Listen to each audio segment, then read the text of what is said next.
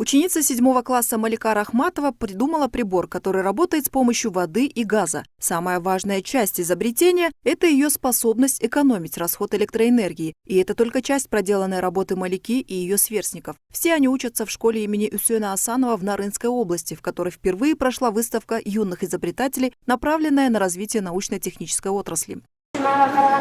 Эта машина сейчас передвигается с помощью электричества, но по плану она должна перемещаться с использованием газа. В рамках Республиканской недели науки и техники в образовательных учреждениях отдаленных регионов для учащихся были организованы выставки и презентации научных проектов и макетов. Ученики самостоятельно проводили исследования, готовили презентации по выбранным темам, выступали и показывали свои работы. Электроэнергиясына жетпеген байланыштуу биз күндүн жана суунун жана шамалдын энергиясын пайдаланып биз аларды электроэнергиясына айландырып алабыз.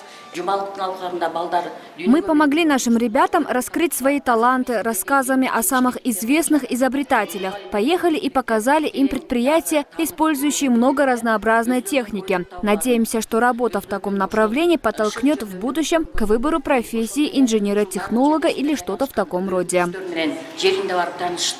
В создании необходимых условий для получения знаний в точных науках лицей работал совместно с Государственным университетом в Нарынской области, где с факультета техники преподаватели и студенты всячески оказывали свою поддержку потенциальным конструкторам. Такие мероприятия создают благоприятную основу для нашего подрастающего поколения. Сейчас век цифровизации, поэтому крайне важно, чтобы наши дети получали самые необходимые, а главное, актуальные знания.